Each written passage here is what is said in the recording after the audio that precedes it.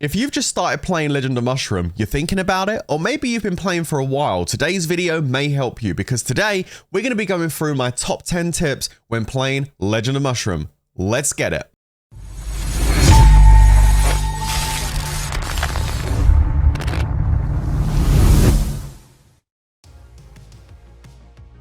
What's going on, guys? It's your boy Worthyprince coming at ya with another Legend of Mushroom video, and in today's video I'm going to be going through my top 10 tips on how to help you do a lot better when playing Legend of Mushroom.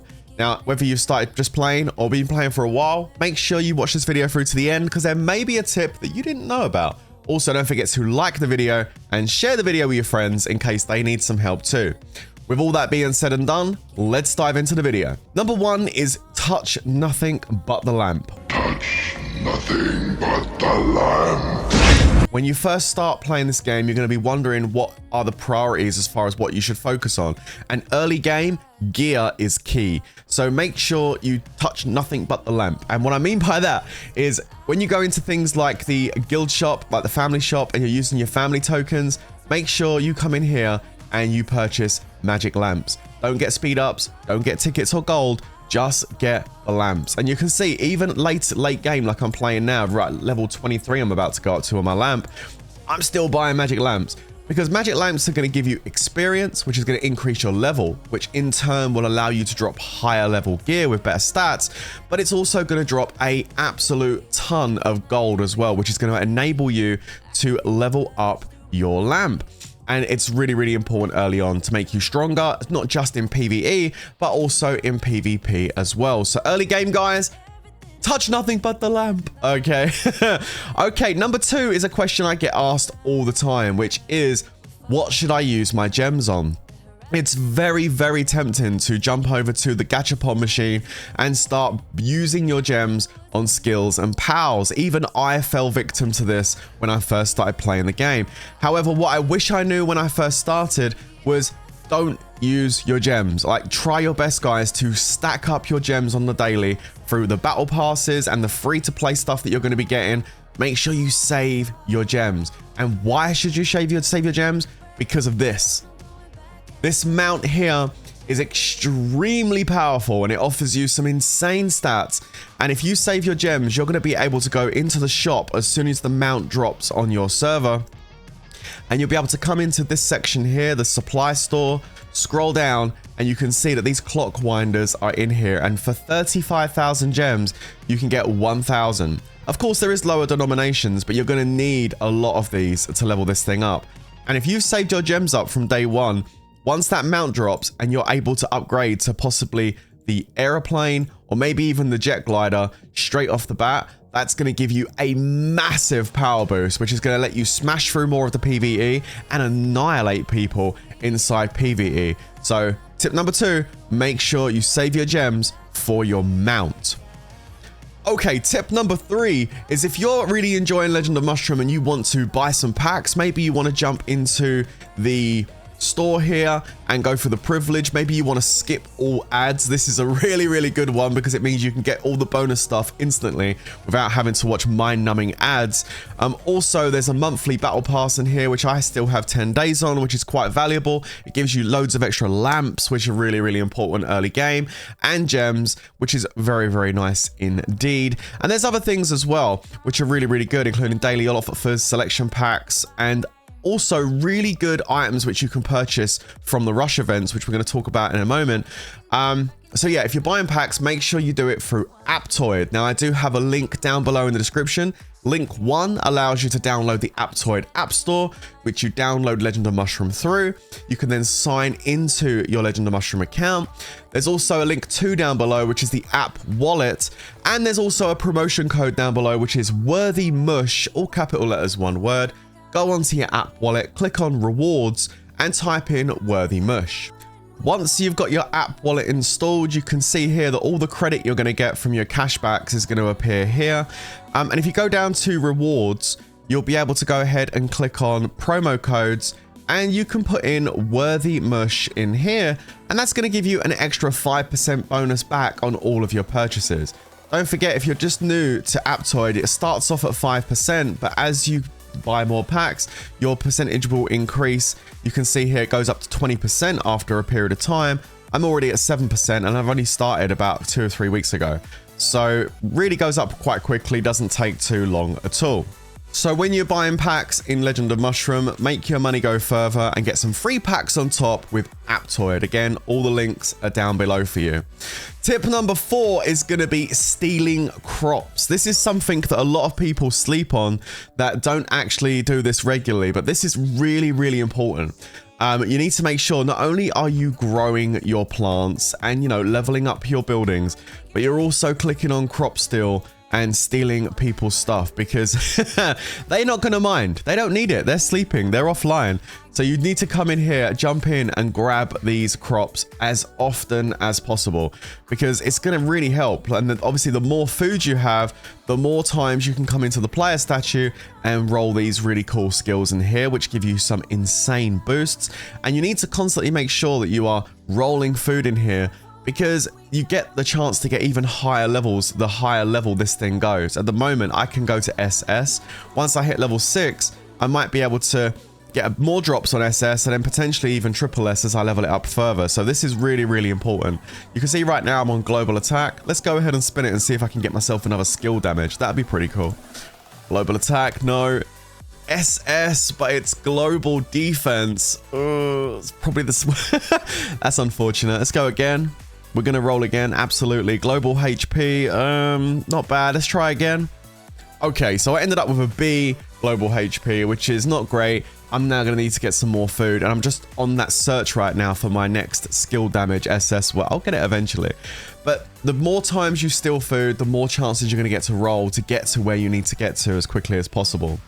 Tip number 5 is going to be to do with your class and which bonus skills should you kind of focus in on.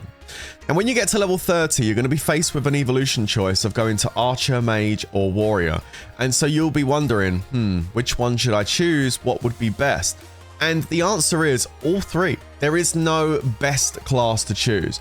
As long as you build into the class correctly with the right kind of skills, you're going to be actually fine with either one of these, whether it's PvP or PvE. So don't let anybody tell you that this class is what you have to do. There is no right or wrong answer here. But like I said, you have to build into it accordingly. Now, if you go down the route of choosing the mages, of course, their major damage output is going to be through their skill damage. That makes sense, right, with a mage. So you need to focus on certain bonus skills in your gear, like crit rate for skills. So skill crit and also stun. Stun and skill crit are going to be your mage bonus skills that you're going to need to focus on. If you go down the road of Archer, Archer is more to do with the basic attack. So with Archer, you're going to be looking at things like the actual standard skill crit and also combo damage, because combo damage is going to enable you to fire out more arrows and do loads more damage. So yeah, basic skill crit and also combo damage is what you're going to be looking for on the Archer. And with the Warrior, you're going to be looking for counter strike. So counter damage, and again, crit rate damage for when you do your attacks. Those are the kind of bonus skills you should focus on for each of the classes. And if you focus on those skills, you will definitely see the power creep go up and you will do really well. And for those of you that are confused as to what I'm talking about with regards to bonus skills, if you click on the gear, as you level up your gear, you're going to find that you're not only going to be getting HP, attack, defense, and attack speed, but you're also going to be getting these bonus stats at the bottom. You can see on this one, I have combo and stun, which is not exactly ideal. What I'm looking for here is skill crit and stun. That's the perfect combination right there. Obviously, it comes down to RNG if you're going to get those. So when you do pull a piece of gear, if it's a duplicate, and it has maybe higher HP and higher attack by a small amount, there's green arrows up, that doesn't necessarily mean you're going to equip it. You need to take a look at those bonus skills at the bottom and make sure it's going to be in line with what class you've chosen. Now, it does slightly change, however, if you go up a full grade of gear. For example, when I had pink pieces of gear and I dropped a rainbow piece, I took the upgrade regardless, just because the HP and attack was just so significantly higher. I was happy to lose potentially the bonus skills to take that extra bonus boost. But again, if it's a dupe, make sure you check out those bonus skills, okay? Moving on to tip number 6. This is going to be to do with this right here. Rush events. Now, you might want to use all of your consumables as you collect them. You know, you're going to be collecting your skill tickets to sweep piles and skills. You're going to be having your gems, of course, for your mount. You're going to be also having your rocks for your research. They all come in rush events, and these rush events are extremely good. If you're able to get into the ranking spots, into the top 20, you're able to pick up these shields, and these Skyrider passes allow you to go into the rush shop and purchase extremely powerful mounts, which you're definitely going to want to try and get because they are kind of OP. So make sure you are saving your consumables so that when rush events come around, you can try and get into these ranking rewards. And not only do you get these prizes here for the ranking rewards, but there's also 4 rounds of prizes that you can get, which are actually quite significant. You get a bunch of gems, speed ups, and most importantly, divine hammers. And it's not always divine hammers. Sometimes you get the items to level up your mount. Sometimes you also get the forks that you need to upgrade your relics. So you're going to get some really good items from completing these rounds. And to do that, you're going to need to save up your items. I fall victim to this because I'm terrible at saving up stuff, but it's one of those cases where it's do as I say, not as I do. Make sure you save all of your consumables for the rush events. The only thing you don't need to save is the lamps, because there is no lamp rush event, which is why I say at the beginning of the game, referring back to tip number 1, touch nothing but the lamp. Focus on the lamp, save all your consumables, your skill tickets, your POW tickets, your research rocks, your gems. Save all that stuff for when the corresponding rush event comes up, and get yourself those extra prizes, because that will definitely help you progress your account. You might fall back a little bit behind at the start. Oh, but believe me, by the time you get to the end of the 2nd or 3rd week, you're going to be catching up strong because you're pushing all those rush events. That's a really big tip that I probably should have done when I first started playing, and I'm definitely paying the price for that now by not following that exact tip right there. Okay, tip number 7 is going to be the soul stones. Now, I have made a separate video about this whole area in here, okay? So if you want to check that out, I'll leave a link in the description below in case you want to check out my video on how to explain how this soul stones area works. It definitely should help a lot on the newer players. But the only thing I wanted to talk about with regards to soul stones in here is don't be frightened to upgrade some of the lower level soul stones while you're waiting to try and get some more, okay? Because the thing is, this one here, this level 7 blue, isn't really the ideal one that I want. But if I show you this, if I remove it and go to salvage, okay, and then go to salvage this, you can see I'm going to get 1,315 soul shards from this one here, which is not the normal amount you get from blue. In fact, I'm going to be getting 100% of my soul stones refunded to me so I can upgrade the higher grade one once I get that drop.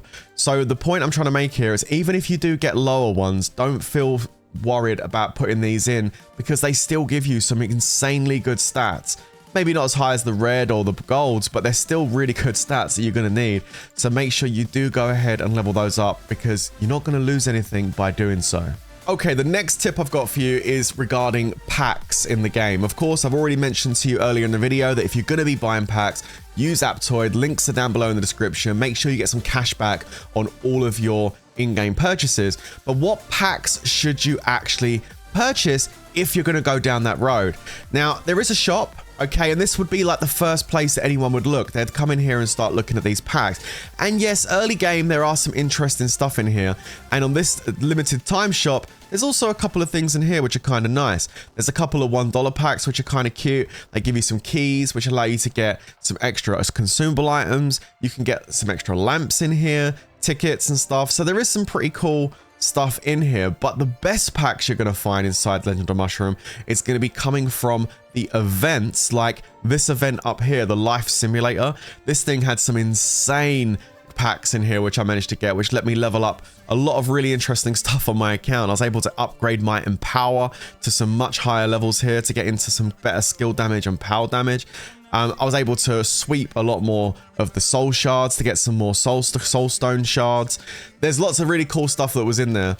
And the other really good place to get packs is going to be, in my opinion, the battle passes. I think the battle passes are actually OP. The Shroomy battle pass, this one here, gave me an absolute ton of POW skills, enabling me to level up really strongly, really quickly. There's a bunch of keys in here. I was able to get loads of lamps so I could level up my lamp a bit faster.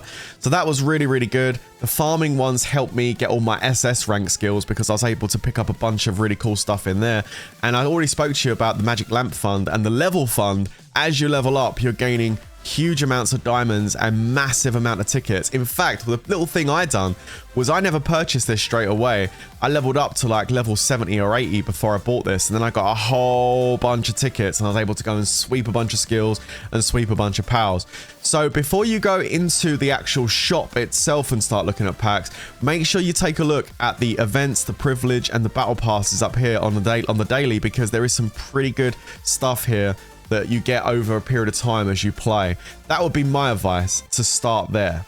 And of course, the other place is the actual rush events themselves. When the rush event comes up, you get some pretty cool rewards inside the rush rewards down here.